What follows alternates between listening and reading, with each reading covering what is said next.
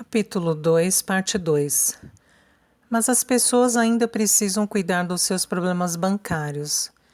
Desmond esgotara todo o seu estoque de conversa amena. Inclinou-se agora sobre a mesa e acrescentou: soube que você e Charles Stanhope estão noivos. Tracy ficou surpresa. Ainda não anunciamos como... Desmond sorriu. Qualquer coisa que os Stanhopes fazem é notícia. Estou muito feliz por você. Presumo que voltará a trabalhar conosco. Depois da lua de mel, é claro. Não gostaríamos de perdê-la. Você é uma das nossas funcionárias mais valiosas. Charles e eu conversamos a esse respeito e concordamos que eu seria mais feliz se continuasse a trabalhar aqui. Desmond sorriu satisfeito. Stanhope Sons era uma das casas de investimentos mais importantes na comunidade financeira. E seria maravilhoso se obtivesse a sua conta exclusiva para a sucursal que dirigia. Ele recostou-se na cadeira. Quando voltar da lua de mel, Tracy, haverá uma boa promoção à sua espera, assim como um aumento substancial. Puxa, obrigada, isso é sensacional. Ela sabia que merecia e experimentou um sentimento de orgulho. Ficou ansiosa em contar a Charles. Parecia a Tracy que os deuses conspiravam para fazer tudo o que podiam para inundá-la de felicidade. Os pais de Charles Stanhope III viviam numa mansão antiga e imponente, na Rittenhouse Square. Era um marco na cidade, pelo qual Tracy passara muitas vezes, e agora, pensou ela, vai se tornar uma parte da minha vida. Ela estava nervosa. Seu lindo penteado sucumbira à umidade do ar. Trocara de vestido 4 vezes.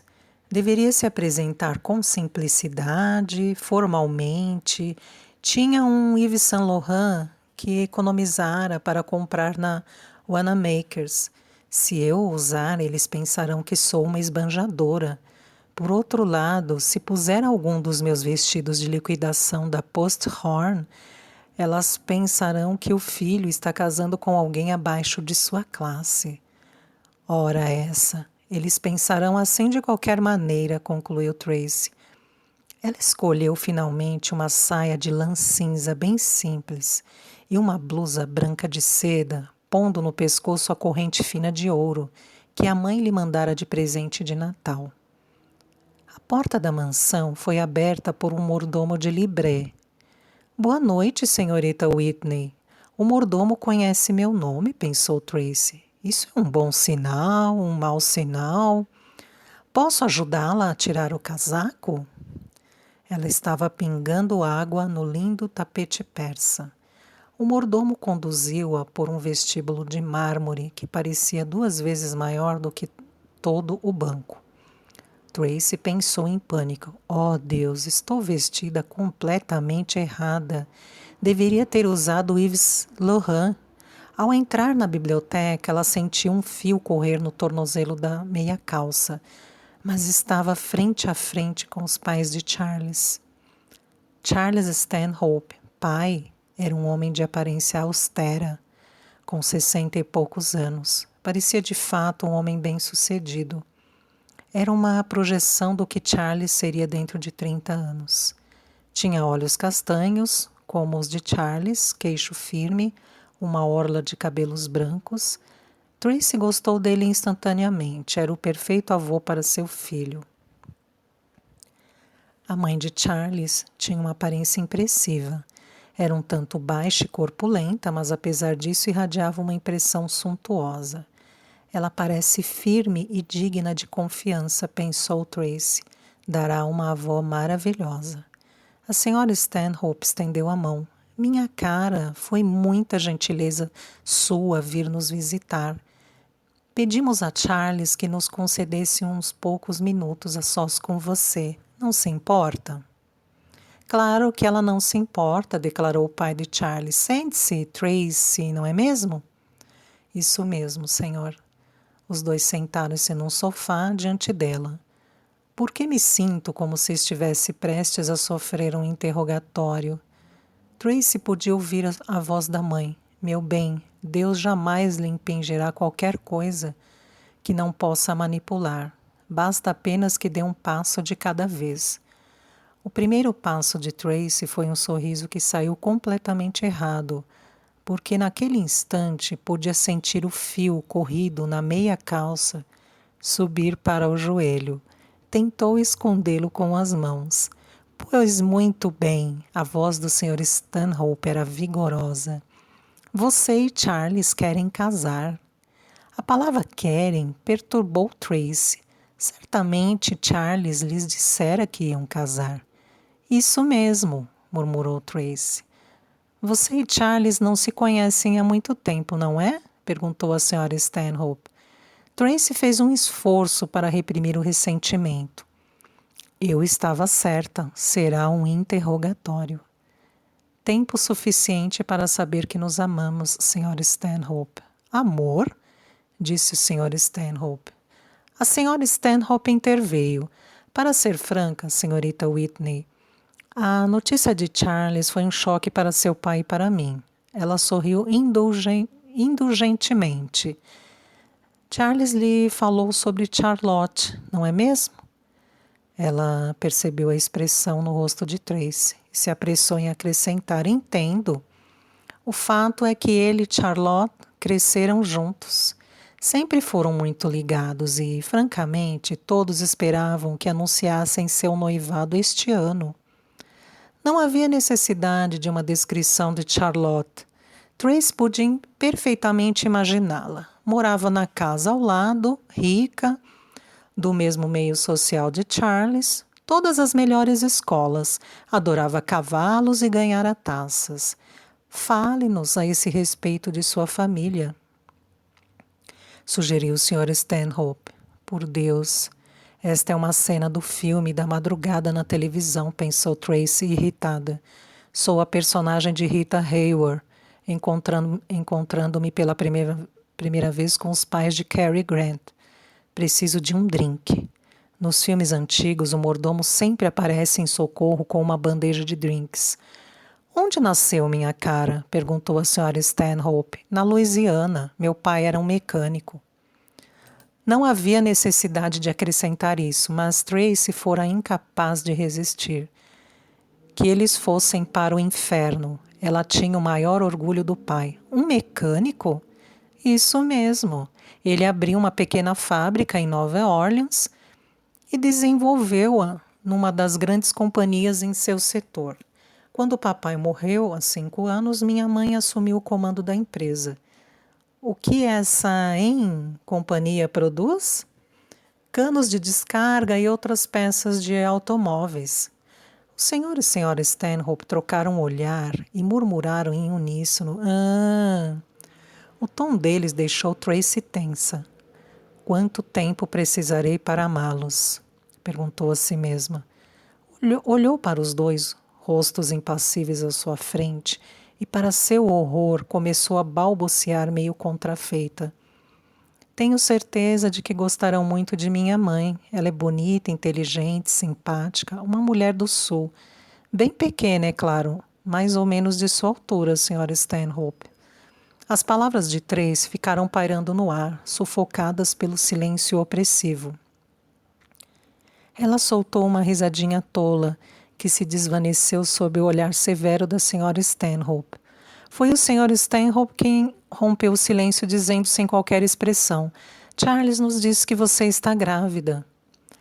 Ah, como Tracy gostaria que ele não tivesse revelado isso.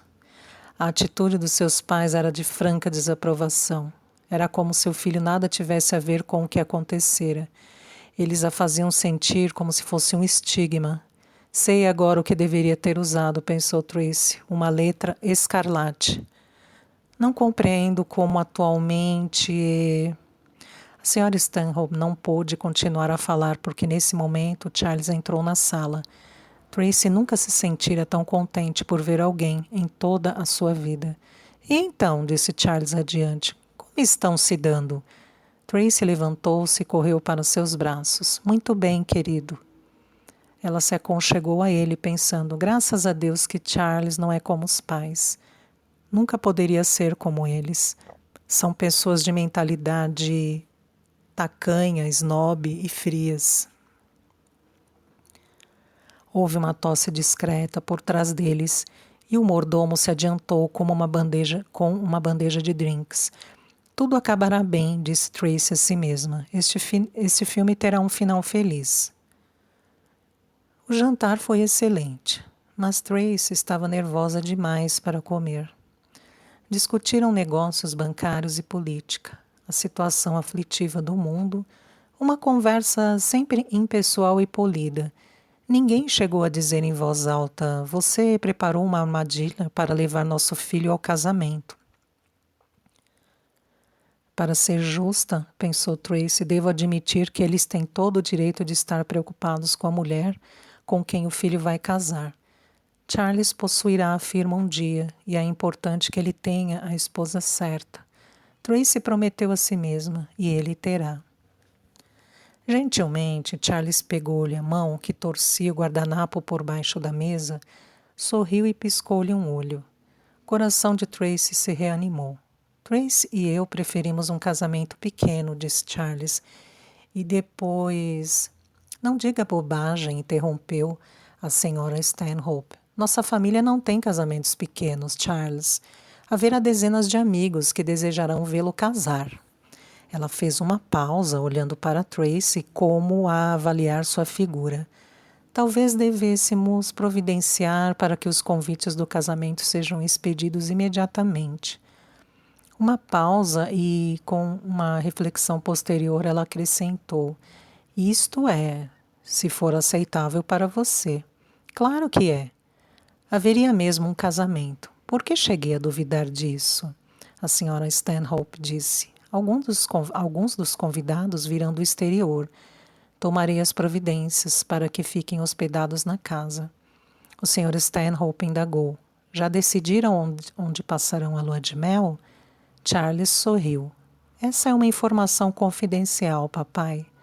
Ele apertou a mão de Tracy enquanto a senhora Stanhope perguntava: "Qual o prazo da lua de mel que estão planejando?"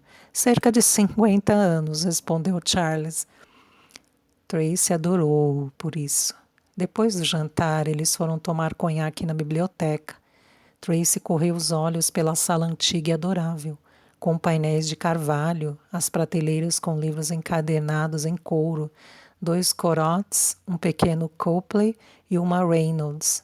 Não faria a menor diferença para ela se Charles não tivesse qualquer dinheiro, mas admitiu para si mesma que seria uma vida bastante agradável. Já passava da meia-noite quando Charles levou-a de volta a seu pequeno apartamento ao lado do Fairmount Park. "Espero que a noite não tenha sido muito difícil para você, Tracy. Mamãe e papai podem ser às vezes um pouco irredutíveis." "Oh, não, eles foram maravilhosos", mentiu Tracy. Ela estava exausta da tensão da noite, mas mesmo assim indagou. Quando chegaram à porta de seu apartamento: Não vai entrar, Charles?" Ela precisava aconchegar-se em seus braços. Tinha vontade de lhe dizer: "Eu o amo, querido, e ninguém neste mundo jamais poderá nos separar." "Esta noite não será possível", disse ele. "Terei uma manhã sobrecarregada." Tracy ocultou seu desapontamento. "Eu compreendo, querido. Falarei com você amanhã." Ele deu-lhe um beijo rápido e Tracy observou se afastar pelo corredor. O apartamento estava em chamas e o som insistente das sirenes dos bombeiros romperam abruptamente o silêncio da noite. Tracy soergueu-se abruptamente na cama, tonta de sono, farejando a fumaça no quarto às escuras. A campainha continuou e lentamente ela percebeu que era o telefone. O relógio na mesinha de cabeceira informava que eram 2:30 da madrugada. Seu primeiro pensamento de pânico foi que alguma coisa acontecera com Charles. Ela pegou o telefone bruscamente. "Alô?" Uma voz de homem distante indagou. "Tracy Whitney?" Ela hesitou. Se era um telefonema obsceno. "Quem está falando?" "Aqui é o Tenente Miller, do Departamento de Polícia de Nova Orleans. Estou falando com Tracy Whitney?" "Ela mesma." O coração de Tracy começou a disparar.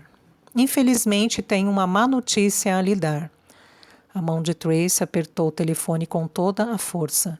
É sobre sua mãe. Mamãe sofreu algum acidente? Ela está morta, Sra. Whitney. Não! Foi um grito. Era de fato um trote. Algum maluco tentando assustá-la. Não havia nada de errado com sua mãe. Ela estava viva. Eu a amo muito, Tracy. Mas muito mesmo. Detesto ter de lhe dar a notícia desse jeito, senhorita Whitney. Era real. Era um pesadelo, mas estava acontecendo. Ela não podia falar. A mente e a língua ficaram paralisadas. A voz do tenente acrescentou. Alô? Está me ouvindo, Sra. Whitney? Alô? Pegarei o primeiro avião. Tracy sentou na pequena cozinha do apartamento, pensando na mãe. Era impossível que ela estivesse morta. Sempre fora uma mulher vibrante, cheia de vida. Haviam desfrutado um relacionamento íntimo, repleto de amor. Desde que era garotinha, que Tracy podia levar seus problemas à mãe, falar sobre a escola e os garotos, posteriormente sobre os homens. Quando o pai de Tracy morrera, haviam sido apresentadas muitas propostas por pessoas que queriam comprar a empresa. Ofereceram a Doris Whitney dinheiro suficiente para ela viver confortavelmente pelo resto de sua vida. Mas a mãe se recusara obstinadamente a vender. Seu pai fez esta empresa, não posso agora jogar fora todo o trabalho árduo. E ela mantivera a empresa em plena prosperidade. Oh, mamãe, eu a amo tanto, pensou Tracy. Agora você nunca conhecerá Charles, nunca verá o seu neto. Ela se pôs a chorar.